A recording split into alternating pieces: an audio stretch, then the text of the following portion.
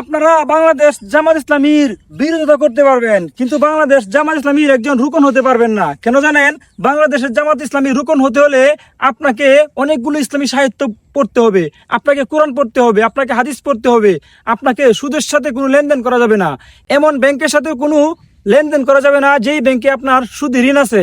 এবং পাশাপাশি বাংলাদেশ জামাত ইসলামী করতে হলে আপনাকে এমনভাবে নিজেকে তৈরি করতে হবে, আপনাকে জেলা যেতে হবে, আপনাকে মানুষের টিটকারি শুনতে হবে, আপনাকে রাজাকার গাড়ির শব্দ শুনতে হবে, আপনাকে সমাজে অবহেলিত হতে হবে, আপনার পরিবারের নিকট আপনাকে অনেক কিছু কথা শুনতে হবে। সেটা করে এত কিছু ফেস করে বাংলাদেশ জামাত ইসলামী করতে হয়। তারপরে কি বাংলাদেশ জামাত ইসলামীর সংখ্যা কমে যাচ্ছে? না, আলহামদুলিল্লাহ দিন দিন বৃদ্ধি পাচ্ছে। কারণ তারা জানে আল্লাহর জমিনে আল্লাহর আইন প্রতিষ্ঠা করা ফরজ। অবশ্যই আমাদেরকে আল্লাহর আইন প্রতিষ্ঠা করতে হবে, কারণ কাল কিয়ামতের ময়দানে মহান আল্লাহ তাআলার সামনে গিয়ে আমাদের জবাব দিতে হবে, আল্লাহ দুনিয়াতে তোমার খেলাফত কায়েম করার জন্য আমরা চেষ্টা করে এসেছি। বাংলাদেশ জামাত ইসলামীর প্রতিটা কর্মী সেই চেষ্টা চালিয়ে যাচ্ছে। তোমাদের সমালোচনা যতই হোক না কেন, বাংলাদেশ জামাত ইসলামীর নেতা কর্মীরা কখনো থেমে যাবে না। তারা আল্লাহর জমিনে আল্লাহর খিলাফত কায়েম করবেই ইনশাআল্লাহ। আগামীর বাংলাদেশ হবে বাংলাদেশ জামাত ইসলামীর বাংলাদেশ।